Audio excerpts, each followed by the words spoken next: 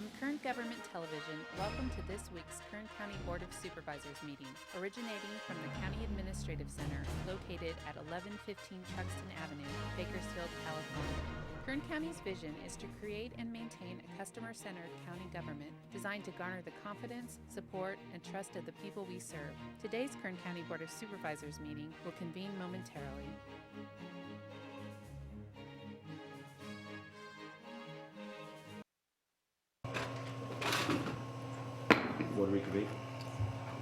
Board to reconvene. Madam Clerk, please call the roll. Supervisor Gleason. Here. Supervisor Scrivener. Here. Supervisor Maggard. Here. Supervisor Couch. Here. Supervisor Perez. Here. Outstanding. We're going to kick off this morning's meeting with a flag salute led by Mr. Jason Berryman, representing the Greater Tehachapi 4-H Club. Please remain standing after the pledge for a moment of silence, prayer, and meditation.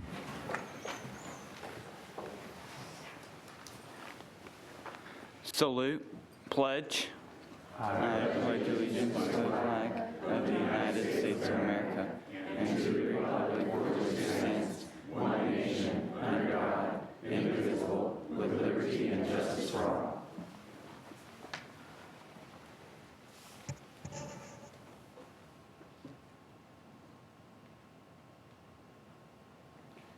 Thank you. Thank you, Mr. Berryman. Good job.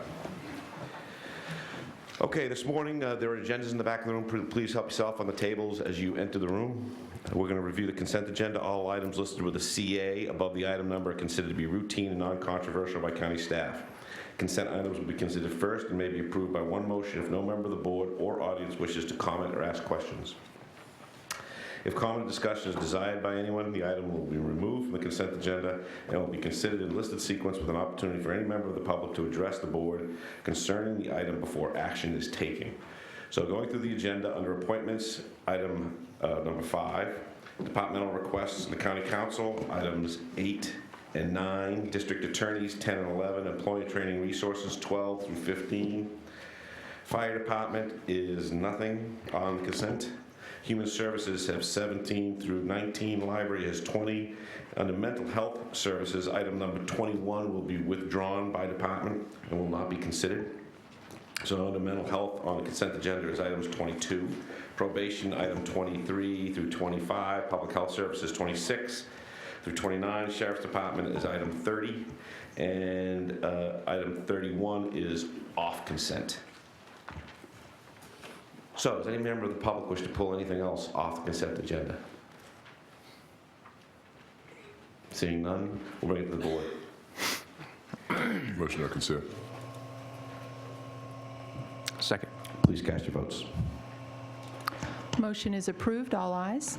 Outstanding. Brings us to item number 1, resolution honoring Maria Angelina Flores Marino, Human Services Department, upon her retirement with 33 years of dedicated service to the County of Kern. Supervisor Couch. Motion on the proclamation. Second. Please cast your votes.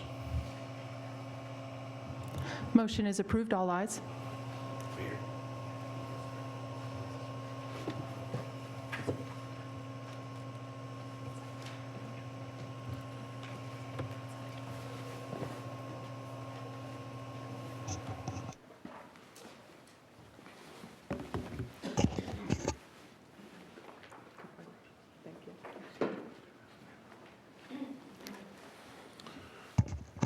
Morning, Mr. Chairman, members of the board. This is a resolution honoring Human Resources employee.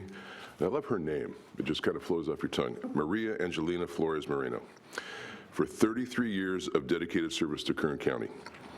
I'm going to read the proclamation, which, by the way, the printing in these or in the resolution, rather, the printing in these is getting smaller and smaller. Have you guys noticed that? Especially when you have a long career. I'm going to read the resolution. I'm going to pass it off to Cindy Utes. Cindy is the Chief Deputy Director of the Department of Human Services. It reads, whereas Maria Angelina Flores Moreno began her employment with Kern County at Kern Medical Center in June 1983 as a bilingual account clerk 2. She assisted with the deposits and payments for Medi-Cal, Medicare, insurance companies, and personal accounts. She promoted to account clerk 3 in May 1989 and began completing statistical reports for the staff accountants. On October 25, 1993, Ms. Flores Moreno promoted to a bilingual eligibility worker 1 at the Department of Human Services, where she processed intake and ongoing CalWorks, CalFresh, and Medi-Cal cases. She was promoted to an eligibility worker 2 in August 1994 and reclassified to eligibility technician 2 in October 1994. She advanced to eligibility technician 3 in August of 1995 and reclassified to human services technician 3 in March of 2001. Ms. Flores Moreno worked at the OC Sills building, the Northchester and Southeast Career Services Centers, providing quality customer service to her clients and our partner agencies. She transferred to a CalLearn unit at the Kinship building in 2005. She assisted CalWorks families with teenage youth, providing support for these youth to complete their high school education. Very important. She also conducted CalLearn orientation for teenage youth and parents and assisted with the CalLearn graduation programs.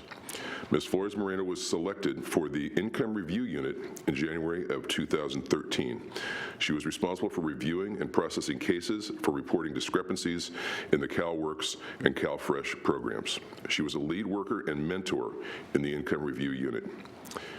She was a cooperative and conscientious employee who could always be counted on to assist her coworkers.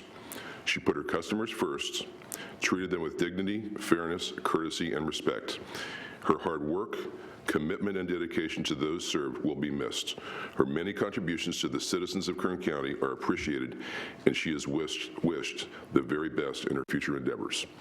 Now, therefore, be it resolved that the Board of Supervisors of the County of Kern, State of California, does hereby honor and commend Maria Angelina Flores Moreno upon her retirement with 33 years of dedicated service to Kern County.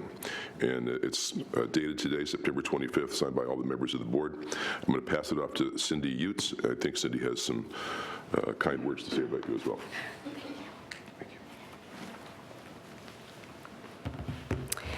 Thank you, Supervisor Couch, and good morning, Chairman Gleason and members of the board. My name is Cindy Utes, Chief Deputy Director of the Department of Human Services, and this morning I'm here to proudly recognize and congratulate Maria Angelina Flores Moreno, kind of rolls, for her 33 years of dedicated services to the County of Kern and Department of Human Services. She retired from the Income Review Unit, as was mentioned earlier, serving in various assignments throughout the department. I'm especially pleased to be the one to present this honor to her. As I was looking back, I had been the manager over that unit for some 17 years. Not quite the 33, illustrious 33 that she's got, but I do know personally the hard work that takes in that unit and dedication really of the staff who process literally thousands of case reviews per quarter and really to serve customers and protect the taxpayers' interests in our community. So really would like to recognize her for all that hard work throughout those years. Also, I received a copy of a letter, and instead of kind of trying to paraphrase, I really would like to read parts of this letter to you today, as it really exemplifies the character and dedication Ms. Flores Moreno exhibited throughout her 33 years of the department.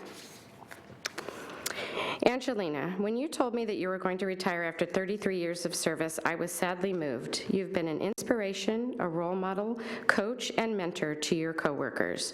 Whoever we get to replace you will have some very big shoes to fill. It has been a joy to work with someone so passionate, calm, and professional, all at the same time.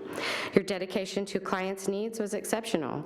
Your assignments were always completed timely and ahead of schedule, thus enabling you to assist your coworkers when needed. You have always been been a dependable employee, getting things done with very few errors or complaints. Your work is precise, uniform, and well documented, making it easy to ascertain the proper actions taken. To say you will be missed is an understatement.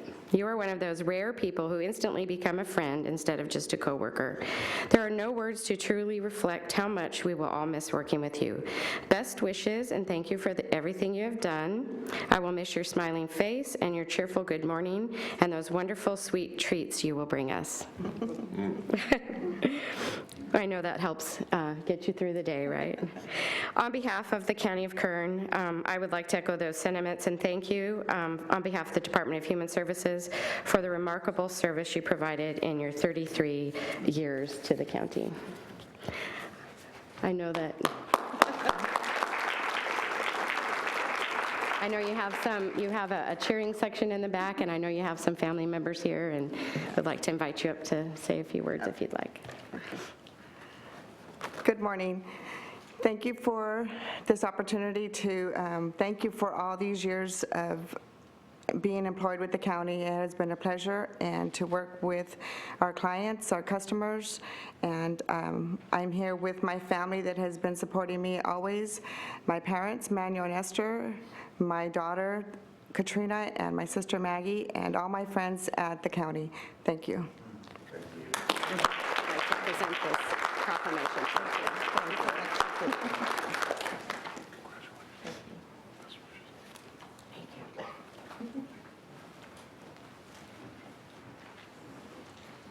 Next up, item number 2, proclaim October 2nd through the 8th, 2016 as 4-H Week in Kern County. Supervisor Maher. Thank you, Mr. Chairman. Motion to approve.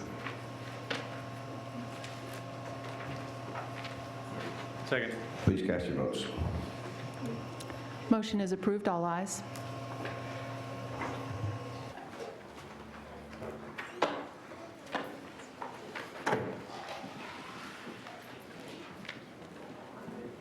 Hey, guys.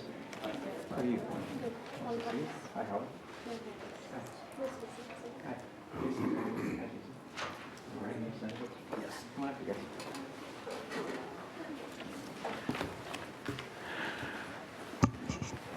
I am surrounded by some outstanding youth from our community.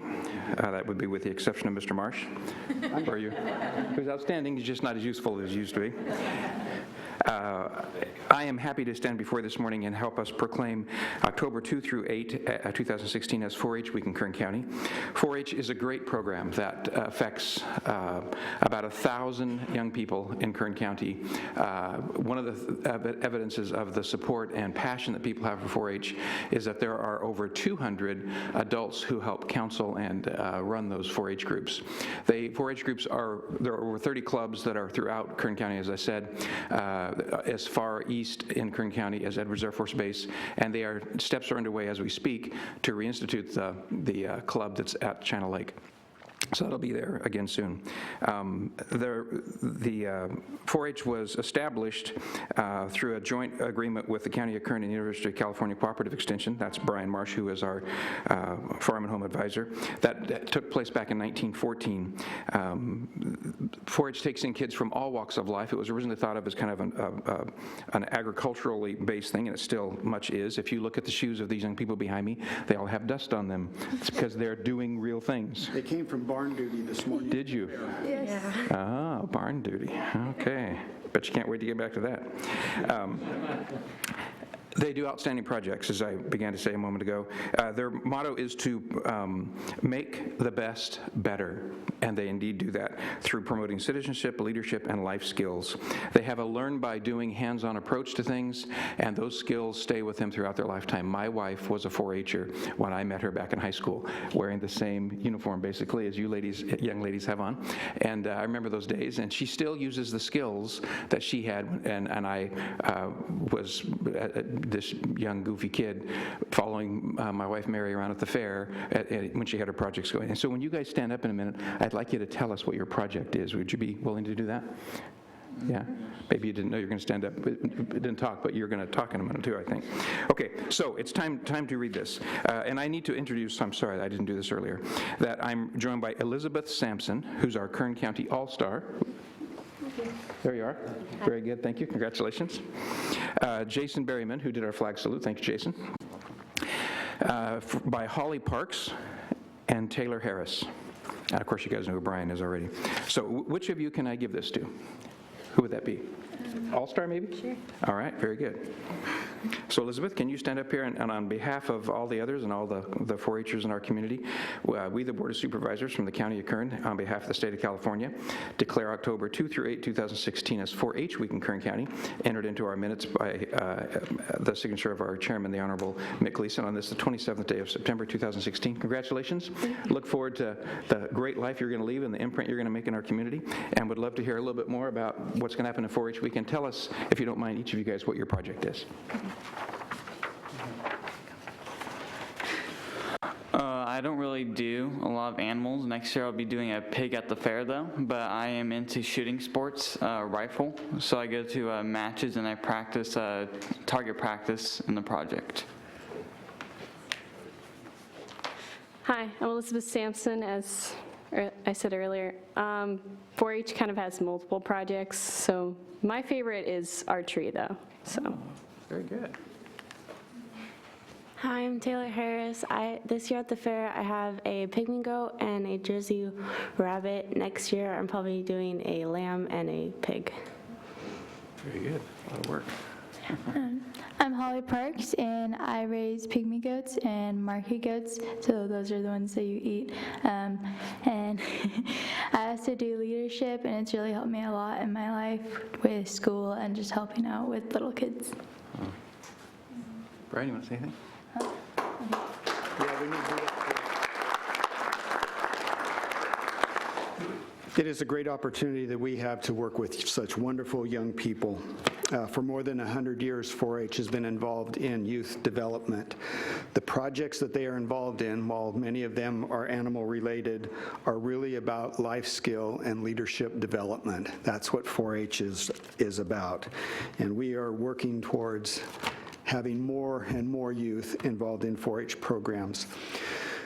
Just a couple of things that I found this morning as I was preparing for this. People who are involved in 4-H are 1.9 times as likely to have a higher positive level of youth development. Twice as many are likely to participate in after-school STEM activities, and along with that, young people who go through 4-H, 1.7 times more likely to be involved in a career in STEM, science, technology, engineering, and math. And for young ladies who go through the program, that's 2 times as likely to be involved in a STEM career. There was a couple really good ones that I need to mention, if I can find them on here. I'll just do this one. 3.4 times as likely to contribute to their communities, and about twice as likely to have a higher civic identity and engagement. This is the future of our country, and it's wonderful to be able to be involved with these young people, and thank you for the proclamation.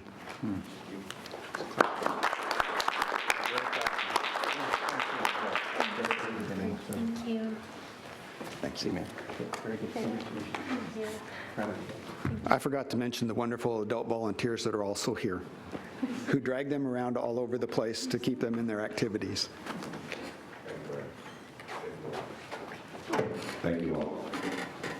Next up, item 3, proclaim September 26th to the 30th, 2016 as Family Dinners Make a Difference Week in Kern County. Supervisor Scribner. Thank you, Mr. Chairman. Motion to approve. Please cast your votes. Motion is approved. All ayes.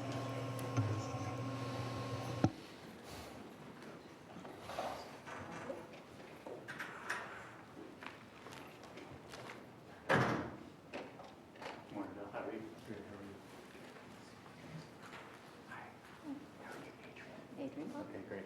And so I had this one. I have a script. Whatever is your choice. Good morning, Mr. Chairman and members of the board. Family dinners spell success. They are more likely to protect mental health than a psychologist, more effective in suppressing substance abuse than a drug counselor, more successful in guarding against juvenile delinquency than a police officer. The regular family dinner delivers an impressive range of benefits. Many studies have cited the positive impact that family dinners without electronic distractions can have on children. Improved test scores in school, better bonding between parents and children, and greater resistance to smoking, drinking, or taking drugs. Columbia University research found a higher percent of teens who got A's ate 5 or more times per week than those who ate with their families 2 or less times per week. Cincinnati Children's Hospital found teens who ate 5 dinners per week with their families were least likely to take drugs, feel depressed, or get in trouble. Family meals also help to prevent childhood obesity. Regular meals prevent grazing and give parents an opportunity to model healthy behaviors. The tradition of family dinners is one many of us in this room can remember from our own childhood that we now share with our children or grandchildren. Family dinners help children socialize and learn family rules and expectations.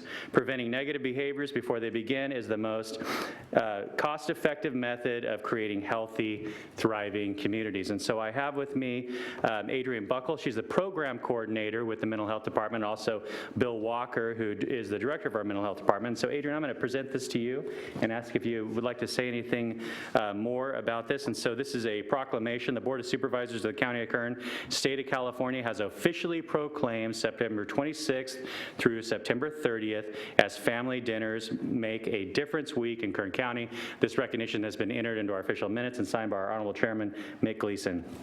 Thank you. Step right up.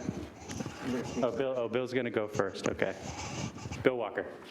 Thank you, Supervisor Gleason, Chairman, members of the board, Bill Walker, your mental health director. I just want to make a couple of comments before Adrienne comes up. Every year she comes up and makes his presentation about family dinners, and the stats are just overwhelming. I hate to think that it's actually more productive than me as a therapist, but it may be. But what I want to do is actually do a thank you to 2 other departments. One of them is Public Health and the other one is Department of Human Services, because we know family dinners make a difference, but are we making a difference in people's ability to have family dinners? And so DHS, through the Differential Response Unit, Differential Response is the unit that when a CPS call gets made and they don't substantiate it, but the family still has issues and needs, then DHS has a unit that actually wraps around that family and tries to help them.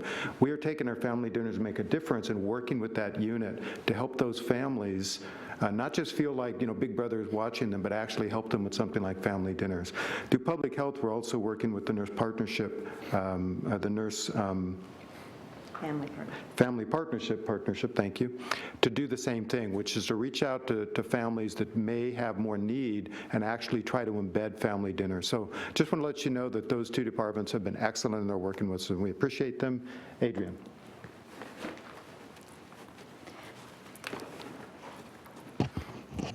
Good morning. It's nice to be with you again. So you're familiar with the green bag. When I walk into the grocery stores to deliver these, people start swarming and go, I remember those green bags. And so as I was walking out last night with my own green bag, because yes, I always purchase my bag, my meal, a lady in the parking lot said, "Ooh, where can I get one of those?" And I said, at the deli.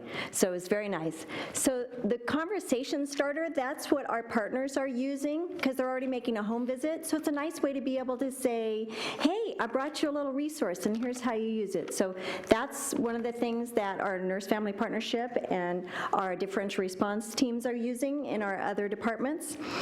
This is the 5th year that Kern County has celebrated Family Dinners Make a Difference. Our partners this year include 41 grocery stores and 14 restaurants. So you might ask why we would be sending people to restaurants. I am a busy working mom. There are many busy working moms and dads, and sometimes you just can't sit down at the dinner table. So if you can't run through the deli and get your meal, you can at least do 30 minutes at whatever quick restaurant is close to your house, and you can sit down. So at those restaurants, they're getting the conversation jars, and they also have a little placemat that the kids can color while they're having their meal. We also ask that you turn off your electronics for 30 minutes. I will tell you, it's really hard for me. I really like technology. So that's the most difficult part for me, not the 30 minutes of time spent with my family, it's turning off my electronics. But I know I have to do that to be a good role model. But we are engaging people this year in social media. And so we want people to snap their family picture when they're doing their family dinners, so they could just do their meal. If they don't want their family's faces in the picture, that's fine. So we want to engage them on social media. If you're on social media, you know there's a lot of negative content there. We want to make our positive content our family dinners, and we want people to see their friends having family dinners, and we want other kids to see friends having family dinners. So gather their family at dinner or out at a restaurant, snap a picture or a video of everyone spending time together, share the image on social media using this hashtag. So it's 2016 Family Dinners. So it began yesterday. It'll go through Sunday. And tag 2 friends, challenging them to also share their family dinners photos. Maintaining these kinds of family rituals or beginning these kinds of family rituals are really critical to the growth of our young people, and engaging them in the family, engaging them in conversation, engaging them in community, getting them to understand the values of your family and the values of your community starts right there at the dinner table. So thank you again. Thank you.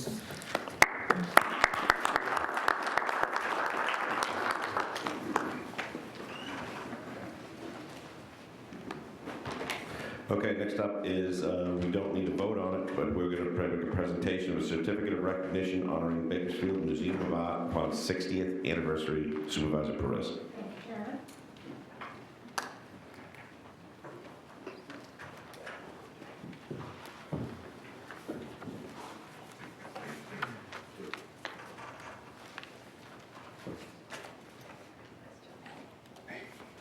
Long time no see. I know, good to see you. Good to see you, good to see you. Hello there. Hi. I saw you 2 weeks ago. I know, good to see you, and congrats again. Well, good morning, Chairman Gleason and fellow supervisors. I am delighted this morning to make a presentation, which is a certificate of recognition honoring the Bakersfield Museum of Art on its 60th anniversary. Wow. We all have many gems in our own districts, and I am very proud that the Bakersfield Museum of Art is located in my district, the 5th District. In its 60-year history, the museum has provided outstanding exhibits and offered unique educational opportunities in the visual arts to Bakersfield and all of our surrounding communities. The Bakersfield Museum of Art works diligently to bring the joys of art to our community, whether it's through classes for children or adults, or by bringing cutting-edge and unique exhibits to Bakersfield. In addition, we are also fortunate that the museum serves as a scenic venue for all occasions, both large and small, highlighting our beautiful downtown for residents and visitors alike. It is with great pride that I ask you to join me today in celebrating the Bakersfield Museum of Art on their 60th anniversary and wish them continued success for many, many years. To the Bakersfield Museum of Art, in recognition and celebration of the 60th anniversary of the Bakersfield Museum of Art, and for exemplary public service and civic contributions to the community and Kern County. Dated September 27, 2016, signed by all supervisors. And I present this morning to Andy Sandley, who I understand is the past chair. That's correct. Okay. Yes. So thank you for your many, many contributions there. I know we have other folks with us today, including our new director, which is very exciting. So please take an opportunity to share with us and introduce your guests. Thank you so much, Supervisor Perez.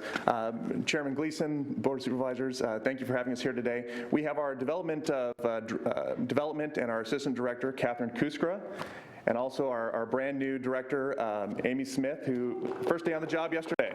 So very excited about that. As Supervisor Perez said, 60 years is quite some time for our museum. When I started on the board, I felt this is a hidden cultural gem of our community, and I wanted to make sure that it's less hidden by the time I'm done on the board. And I think we've done a lot of exposure.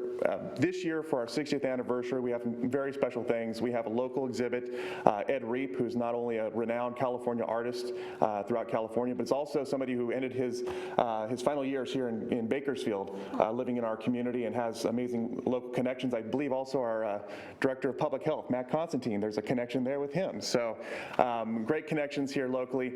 But also our 60th brings some amazing exhibits. We have a public art exhibit driven by art. 33 fiberglass trucks have been transformed by local artists and are currently on display at our museum. But starting in 1 week, we'll be on the streets of Bakersfield for the rest of the year. So you'll be able to see those all throughout the downtown area. Also, we'll be having this next Sunday, Truckapalooza. So Leticia and the family, everybody in our families come out and you can see these trucks and participate in everything going at the museum. I also want to tell you about Via Arte, again, an annual tradition here in Bakersfield of our Italian street art, October 15th and 16th. And then also be sure we have free admission for the rest of the year due to our generous sponsors. Thank you to everyone in our community for their support. And please come down, free admission for the rest of the year, and celebrate our 60th anniversary. Fantastic. Thank you. Good job. Natural. Thank you. You sure? Okay, here we go. And short. Somebody hold that. Perfect. Just a second.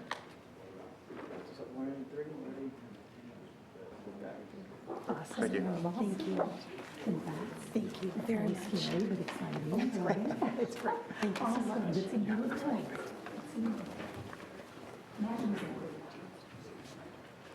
Thank you, Supervisor Perez. Next up is item number 6, public presentations. This portion of the meeting is reserved for persons to address the board on any matter not on the agenda but under the jurisdiction of the board. Board members may respond briefly to statements made or questions posed.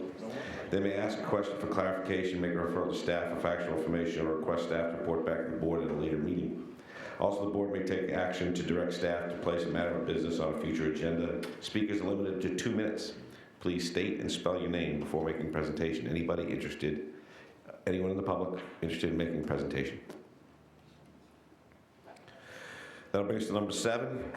Oh, okay. Didn't see you, I'm sorry. No problem, my fault. I was late. My name's Rick Mossman, R-I-C-K, M-O-S-S-M-A-N, and thank you, Mr. Chairman and members of the board. The item today, CA 31, the consent agenda, has been moved to request for a proposal, and I think that's very significant and important. I want to thank you for doing that. Mr. Osmond, is this topic you're talking about on the agenda? It is not on the agenda anymore. It's moved to request for proposal. No, I believe it's off the consent agenda. Okay. But it will be presented, and we will have a discussion about that item at proper time. Thank you very much. Apologies. Thank you, Mr. Osmond. Is it Osmond? Mossman. Mossman. Thank you, Mr. Mossman. He's really good at fish and chips Right. and other things. You'll get your chance. Thank you. Anybody else? Seeing none, I'll close the public presentations and go to board member announcements or reports. That'll bring us to item number 16 from the Fire Department, and that is a proposed agreement with the Governor's Office of Emergency Services to provide manufactured housing units for residents displaced by the Erskine Fire. Chief Marshal and Ms. Armstrong will be presenting.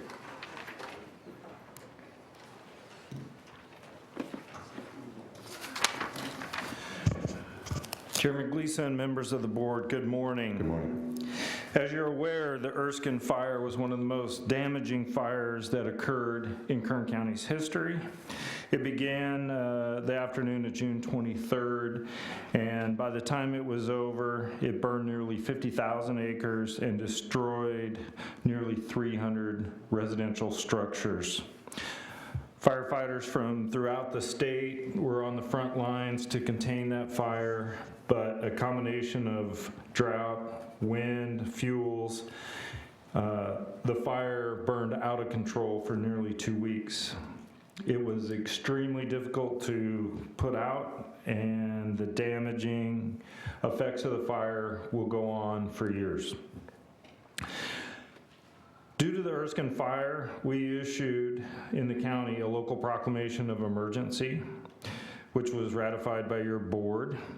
And then the governor proclaimed a state of emergency and asked for assistance through the California Disaster Assistance Act.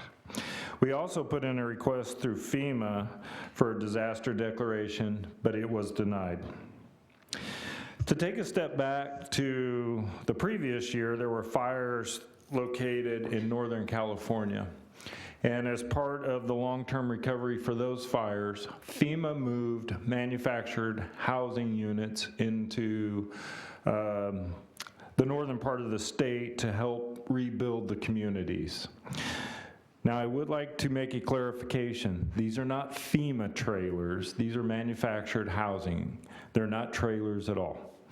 So these manufactured housing units were moved into the state to help with the recovery for various fires that occurred the previous year. As that recovery finished, the state asked FEMA to keep the trailers in California for the upcoming El Nino season. It was predicted that we would lose several homes, possibly hundreds or thousands of homes in mudslides throughout the state if El Nino came off as predicted. That didn't occur, and there were 70 manufactured housing units left in the state. When we had the Erskine fire, Cal OES was on the ground with your first responders. They were engaged in assisting us in every way possible. And in one of the meetings, it was discussed that the possibility of moving these manufactured housing units into Kern County to help with our recovery efforts. It gained traction, and California OES asked FEMA if they were able to keep the trailers and move them into Kern County to help with our recovery. There's 70 of these manufactured housing units, and again, a lot of people say FEMA trailers. They're not FEMA trailers. These are manufactured housing. They're 1 to 3 bedroom houses, fully furnished, including linens, dishes, and even a coffee pot. County staff, and there's been numerous departments, not only the fire department and OES, public health, public works, building department, general services, county council have all been meeting to put this project together to bring manufactured housing units to the Kern River Valley to help the most needy recover from the Erskine fire. So in our meetings with Cal OES, we've been working on an agreement and a process to bring these manufactured housing units to Kern County. California OES will administer the process of transporting these manufactured housing units to a designated staging area here in Kern County. The county will inspect these units and then accept them. And then once we accept the units, the responsibility to implement this project rests with the county. California OES will fully reimburse the county for all eligible costs to implement the project, including storage, transportation, engineering, and some installation components. One of the issues we face as we continue with the debris removal is septic systems that are damaged or needs replacement. We are working with the county and state staff to explore alternative non-government funding sources to assist with the septic tank removal and upgrades. But we're sure we can work through those issues. So again, these manufactured housing units are single wide, not FEMA trailers, but manufactured housing units. They range from 1 to 3 bedrooms, and some of these units are designed to accommodate persons with disabilities. One of the challenges that your county staff has faced is developing an eligibility criteria because there was nearly 300 structures destroyed and there's only 70 units available. So right now, the eligibility requirements are that you had property loss was due to the Erskine fire.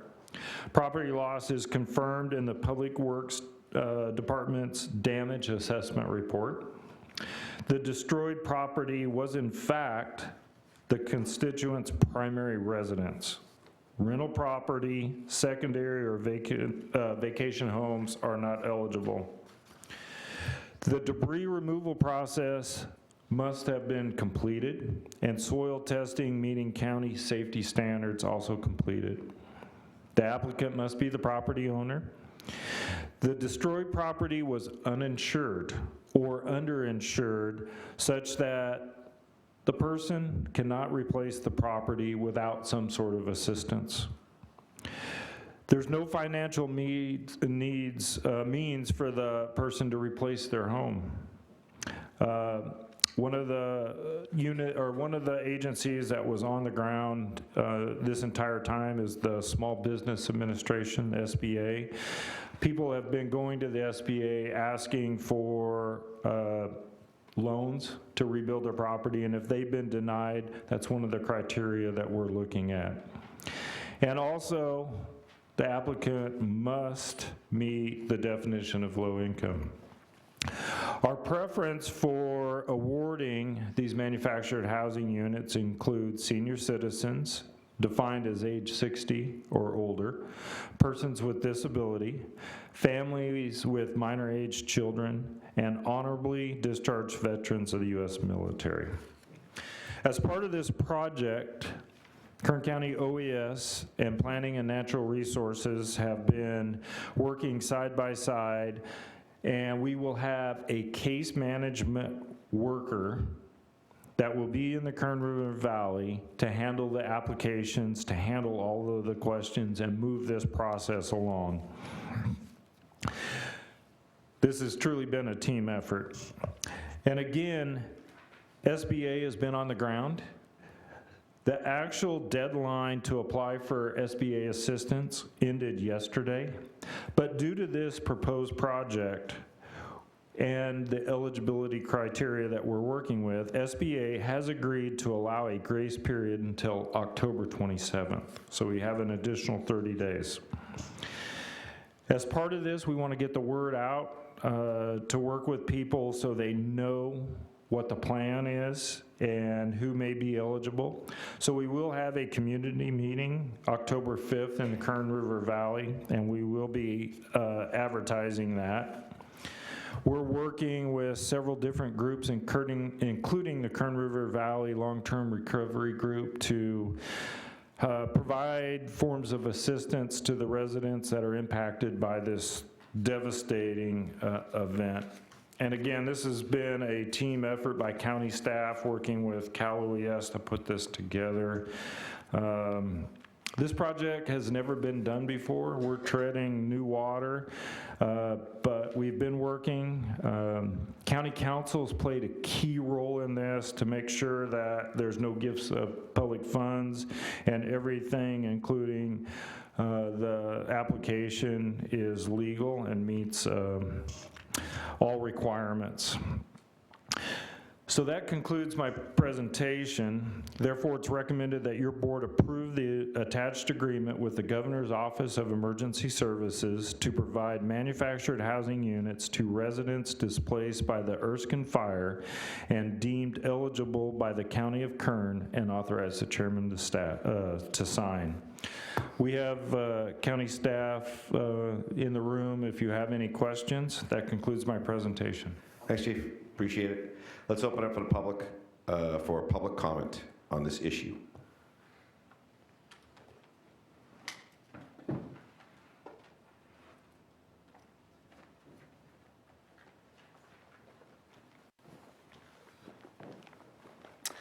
Hi, my name's Daniel O'Brien. I own 2 properties there that were burned, and it's taken us a while to try to get this situation taken care of. As we can see, it's a big problem. Our concern is that the homes that are put in there are put in for the residents that have been displaced that need it. How do I want to say this to not be offensive? I want it so that the people that can't afford it, that as the chief has described, are in all those different situations that he brought up, whether they're veterans or they're the elderly or they're handicapped.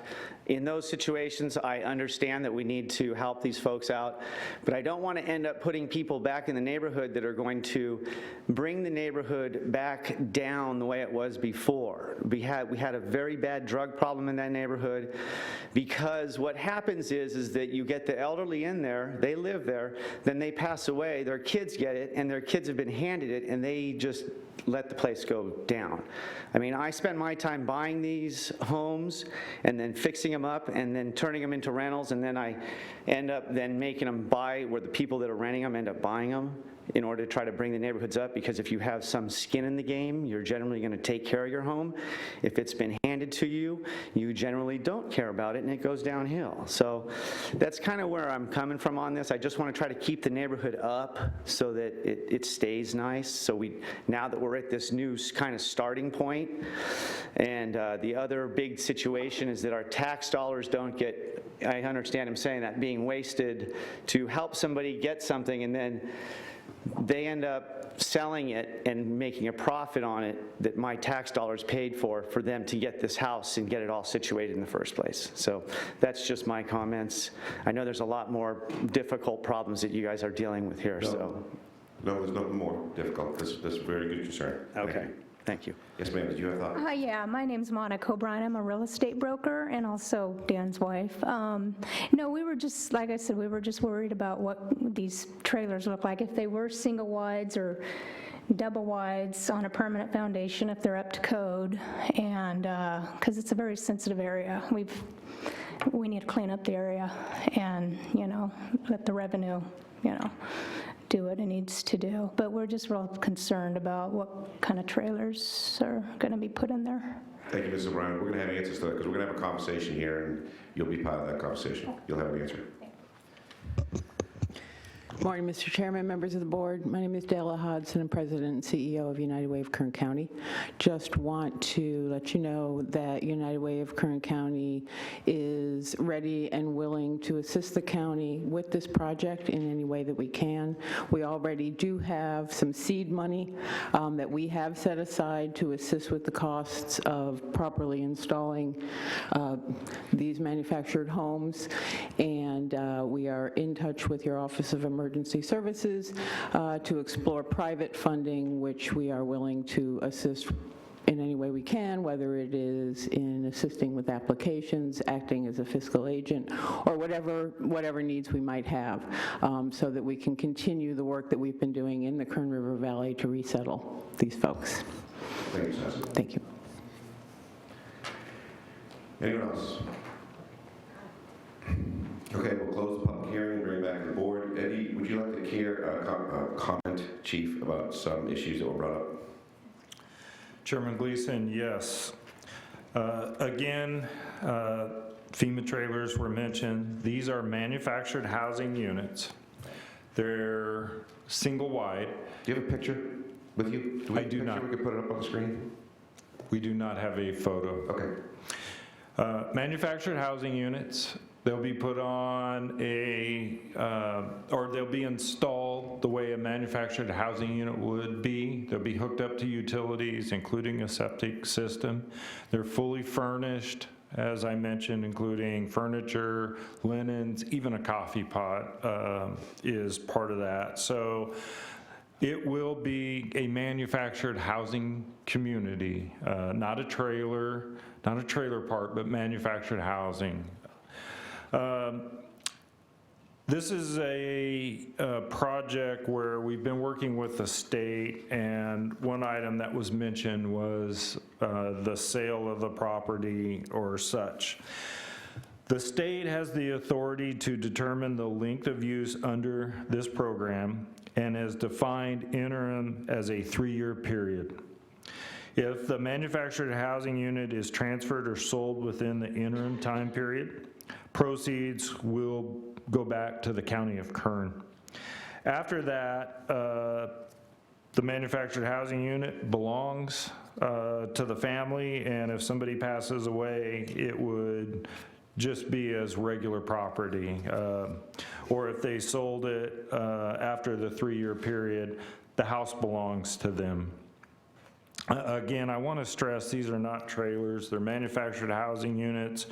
All of county staff has been working on this. The building department actually went and viewed the trailers to make sure that they meet the requirements, whether and how they're to be installed. So we've worked through all of these issues. It's been a long process to even get to where we are today, but I think all of county staff is comfortable with the project, and we're ready and we're excited to move forward.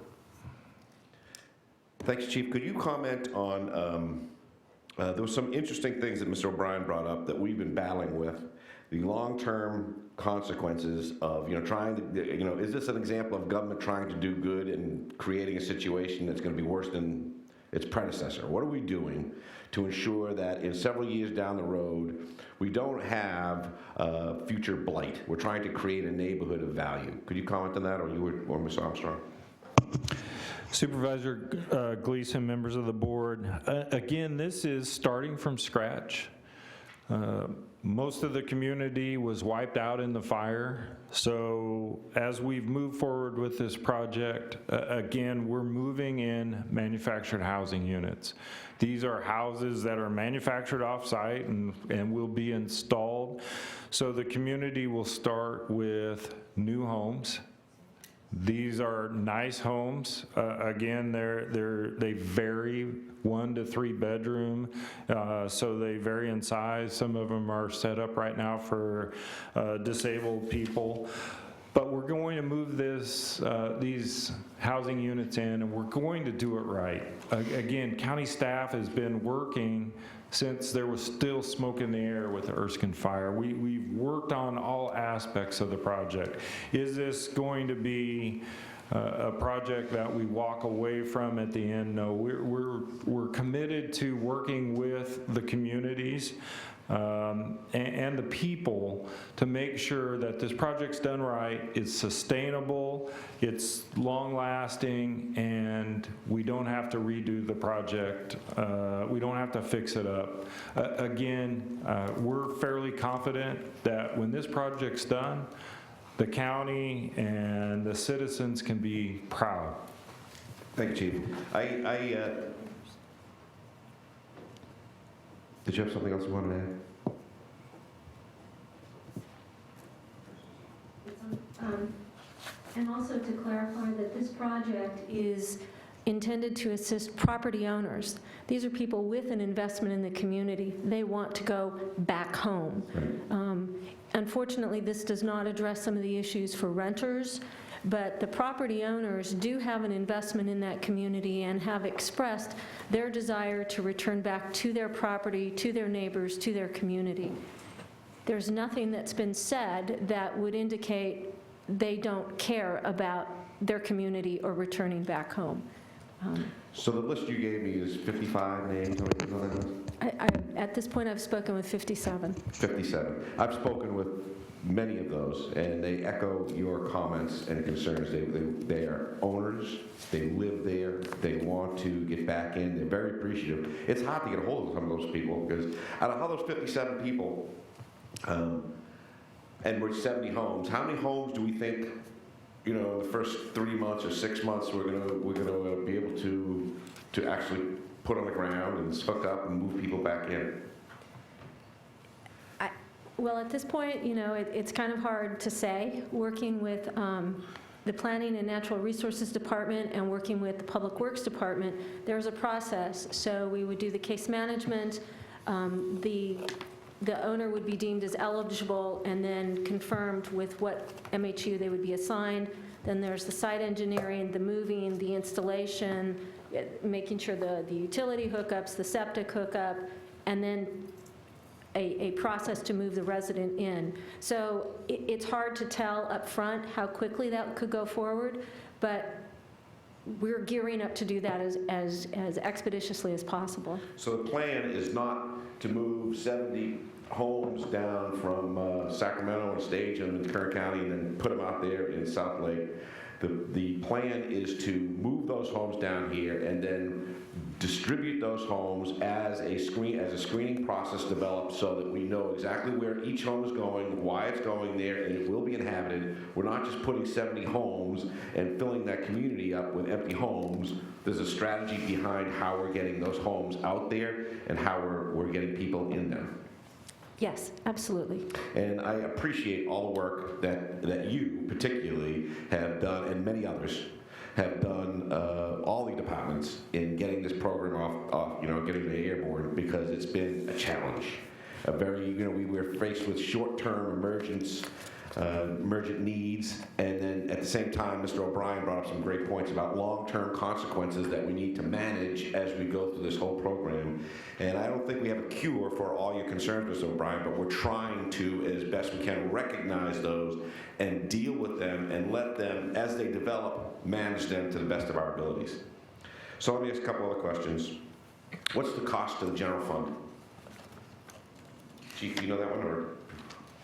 The state will be reimbursing the county for all of the costs incurred, for all of the transportation, the installation, for all of the contracts that we sign. The only cost that the county would incur that would not be reimbursed is when county uses forced staff labor for non-overtime during regular working hours. That's not reimbursable. Everything else. So in essence, the cost of the general fund is zero? That is correct. Or down close? That's correct. Thank you. Talk to me about septic systems. I know there's a little problem there, issues, how we deal with septic systems. The septic systems are not covered under the CDAA, under the state program. So we anticipate that a number of the units will require some repair.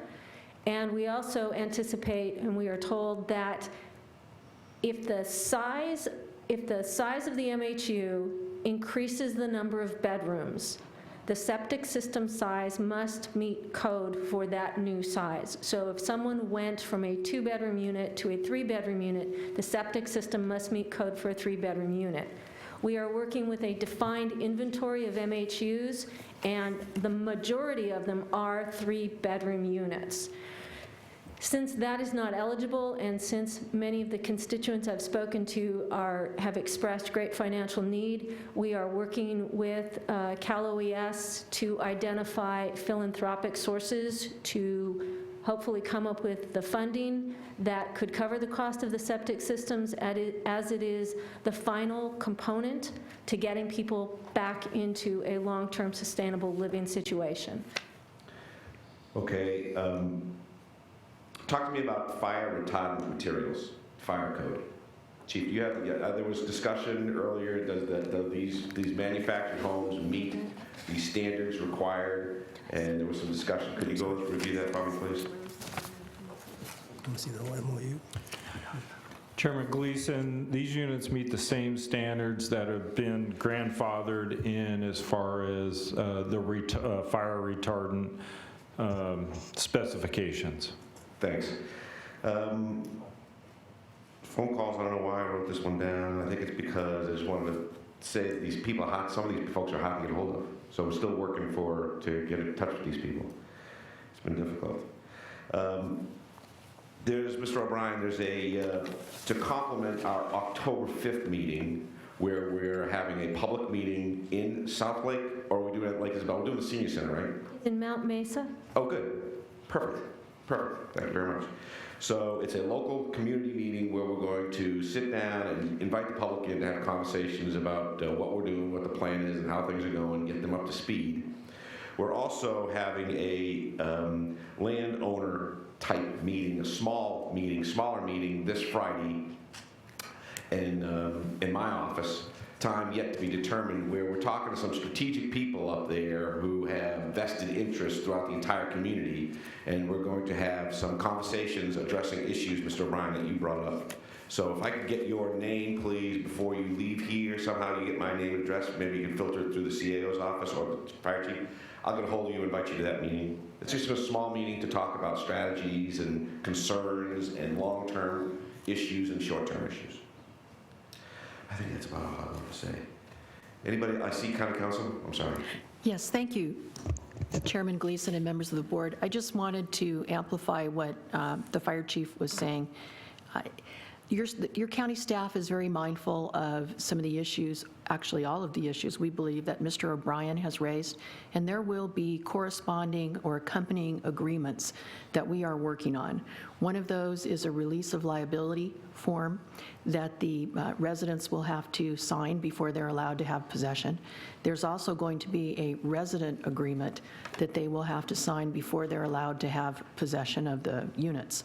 And those resident agreements are still being worked on now, but I anticipate that they will address those issues related to, for example, maintaining the units, keeping them up, not profiting from them, and those types of issues that we can hopefully address all of the issues of the community, including those valid concerns that Mr. O'Brien raised.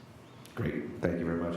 And I know, by the way, many of the people I've talked to who were directly affected by the Erskine fire say mucho thanks for debris cleanup and how we've gone about addressing that issue. I mean, it's really been a great county and state response for that. So although FEMA declined our request for assistance, they've come across, Cal OES has come across and helped our Kern OES in managing some of the worst aspects of that fire. So I'm relaying the thanks from the people who live up there. Okay, do I have any comments from anybody else? And I'm looking for a vote to support. I would cast, but I'm the chairman. Motion to support. Second. We have a motion and a second. Please cast your votes. Motion is approved, all ayes. Great job, Georgia. Thank you very much. Moving on to item